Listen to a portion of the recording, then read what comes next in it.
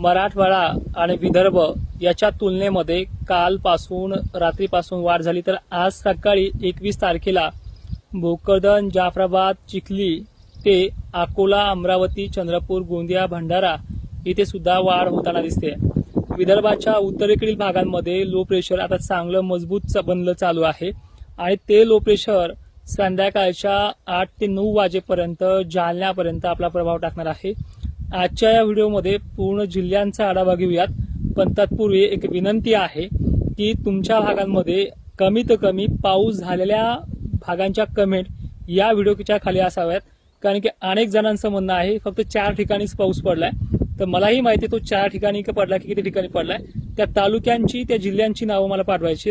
दुसरी महत्वाची गोष्ट, आपल्या शेतांची काय अवस्था आहे, जिल्हा अधिकाऱ्यांना दुष्काळीचा आढावा निवेदन देण्यासाठी इतकं पीक आपलं वाया गेलंय का ते नक्की आवर्जून मला कमेंटमध्ये करा, ही विनंती आहे तुम्हाला। तर एक चक्कर मारली आपण शेतामध्ये, दिवसेंदिवस ह्या कापसामध्ये चांगली प्रगती होताना दिसते आणि जवळून जर झाड दाखवलं आपण, याचा डेरा देखील वाढताना दिसतोय। चक्क 7-8 दिवसाचा हा रिझल्ट आहे। मागे इतकाच कापूस होता, हेच ते गवतापसलं लिंबाचं झाड, तिकडे पण आपण चाललोय। तर ठीक आहे, औषधाचं नाव तर मी सांगणारच नाही, कारण की बरेच जण लोक 1-2 का कमेंट असतात, त्या म्हणतात तुम्ही पाऊस हा औषधाच्या कंपन्याकडून पैसे घेऊन सांगताय। एक पुरावा हवाय फक्त मला, एक पुरावा, अंदाजच बंद करून टाकतो जागी पैसे घेतले असले तर। आता विषय येतोय हवामानाचा, की राज्यातल्या पावसाची प्रगती आज चांगल्या पद्धतीनं जळगाव, धुळ्याकडनं सुरुवात करणार आहे। बुलढाणा नाही म्हणलं तरी एक ना एक कोपरा आज संध्याकाळपर्यंत रिकव्हर होऊन जाईल। त्यानंतर जाफराबाद, कन्नड, सिल्लोड पर्यंत आज काही ना पर्यंत शेतकऱ्यांना दिलासा मिळेल आणि बऱ्याच जणांना दिलासा मिळालाय, ते आता कमेंटमध्ये करतील। दुसरी महत्वाची गोष्ट अशी आहे की विदर्भाचा आज बराचसा भाग म्हणण्यापेक्षा जवळपास 80% तरी भाग हा पाऊस समाधानकारक बरसल्याशिवाय राहणार नाहीये। पेंडवणी पावसाला नावं ठेवू नका, तोच तुमच्या पिकांचा जीवदानकारक आहे। त्यात महत्वाचं म्हणजे की जवळपास या पावसाची मजल अजूनही उद्याच्या दिवस भर भक्कम आणि जवळपास व्याप्तीचा विषय येतोय विदर्भासाठी, तो खूप चांगला आहे। वसमतसह हिंगोली, कळमनुरी, सेनगाव विदर्भाच्या एकंदरीत सर्व तालुक्यामध्ये, अकोला, अमरावती जो तरसलाय तिथे आज चांगला बरसेल अशी व्याप्ती आहे। गडचिरोली, भंडारा, नागपूर, चंद्रपूर, गोंदियामध्ये अनेक ठिकाणी मेघगर्जना पण होईल, तिथे सर्वदूर सारखी आजची प्रणाली आहे तालुक्यानुसार तरी। नांदेडच्या किनवट आणि परभणीच्या अनेक भागांमध्ये काल रात्री दुपारी 3:30-6च्या दरम्यान सुद्धा झालाय। आजही तिथे वेळ घेईल संध्याकाळपर्यंतचा, पण तिथे रिमझिम ते चांगल्या प्रतीचा पाऊस पडतोय। तर विषय असा आहे की याच भागांमध्ये 1-2 ढगांच्या गर्दीचं प्रमाण जर पाहिलं तर इथे मुसळधार सर देखील अनेक भागांमध्ये कोसळली, त्याच्या कमेंट आपल्याला व्हिडिओमध्ये पाहायला मिळतील आणि संध्याकाळी देखील आहे। आणि विशेषतः आता वळूयात मराठवाड्याच्या दिशेने। बीड जिल्ह्याची परिस्थिती काही भागांची किचकट आहे। प्रोसेसिंग वातावरणाची जर पाहिली तर ती थोडी किचकट चाललेली आहे, पण वातावरणाची ढगाळ प्रणाली ही जी अजूनही संपुष्टात आलेली नाहीये। जर वातावरणामध्ये पाऊस नाही सांगितला नसता तर वातावरण पूर्ण बखाडी स्वरूप पाहायला मिळालं असतं। आभाळामुळे पिकं 4 दिवस तरी टिकून राहिले आणि त्याच्यामध्ये शावर सारखी रेन्स पडतायत सुद्धा आहे आणि त्याच्यावरती पिकं आपल्या पद्धतीने जतन आहेत। पण महत्वाचा मुद्दा असा येतोय की एवढाही बेकार काळ नाहीये जो तुम्ही वारंवार टोमणे मारताय। तर ठीक आहे, सहन करेल, पण ह्या 1-2 दिवसामध्ये आपली इच्छा देखील पूर्ण होईल आणि 22-23च्या नंतर जो काही सर्वदूर भागामध्ये एका रात्री 2 दिवसामध्ये पाऊस पडणार आहे हे मला पण पाहायचंय। आता सरसर मी 2 ते 3 दिवस व्हिडिओ देणार नाहीये कदाचित, कारण की आपण बाहेर चाललोय।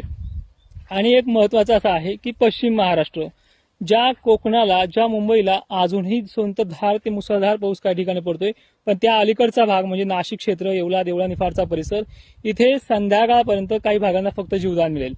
अहिल्यानगरला देखील अनेक ठिकाणी ठिकठिकाणी पावसाची सुरुवात होऊन जाईल, वेळ रात्रीची असेल। सोलापूर, सांगली आणि लातूर अवर्षणग्रस्त भाग आहे, पर्जन्य छायेच्या रडावरती हा भाग आलेला आहे। इथे सुधारणा उमरग्यापासून, उदगीरपासून ते खालचा सावंतवाडी, अहमदपूर पट्टा आणि लोहा, नांदेड, कंधार हे जे काही भाग आहेत इथे देखील होणार आहे।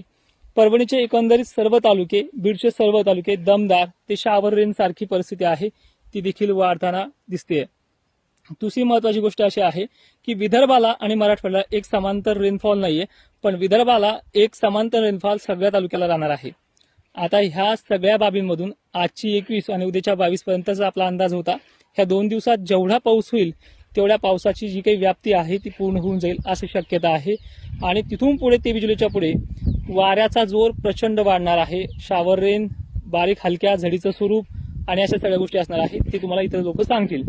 पण या महत्वातून एक तुम्हाला वारंवार कालच्या व्हिडिओमध्ये पण सांगितलंय की जर येणाऱ्या 2 महिन्यामध्ये, अजून पावसाळा 3 महिने राहिले आहे, 1 महिना आता उद्या पूर्ण होतोय, ह्या 3 महिन्यामध्ये जर विहिरीच्या, धरणाचा, जायकवाडीचा अनेक भागांचा प्रश्न जर नाही मिटला तर 100% ह्या वर्षी दुष्काळ आहे.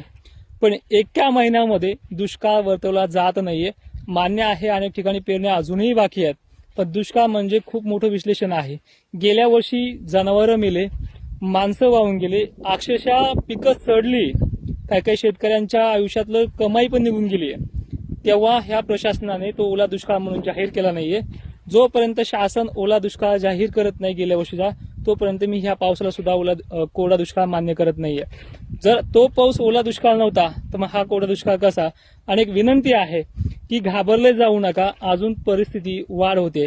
हरिश्चंद्राचे वारे किंवा मोसमी वारे याला जे काही म्हणलं जाते, हे वारे 1.5 महिना कायम राहतात. अजून 1 महिना पूर्ण राहिलेला आहे, अजूनही ते 8-10 दिवस राहतील. पण येणारा काळ आपलाच आहे, एवढा गंभीर काळ पुढे नाहीये. आणि परतीच्या पावसामध्ये विहिरीच्या पाण्याचा सगळ्या गोष्टीचा प्रश्न मिटणार आहे. फक्त ह्या वाऱ्यामुळे, जे आता हे ढग आल्याच्या नंतर वारं सुटतंय, ह्या वाऱ्यामुळे पिकं, ह्या पावसाची जी काही प्रणाली आहे ती मोठ्या थेंबाची बनत नाही. शावर रेन सगळीकडे चालू आहे, बारीक सारीक पाऊस सगळीकडे चालू आहे. आता थोडक्यात जाता एवढंच सांगेल की महाराष्ट्रामध्ये पुढचे 24 तास खूप महत्वाचे आहे. विशेष करून विदर्भाला तर जवळपास व्याप्ती पूर्णच होईल. विदर्भाच्या सर्व भागांमध्ये पाणी समाधानकारक बरसेल. खानदेशचं चित्र आजपासून पलटतंय आणि ते पलटत जाणार सुद्धा आहे.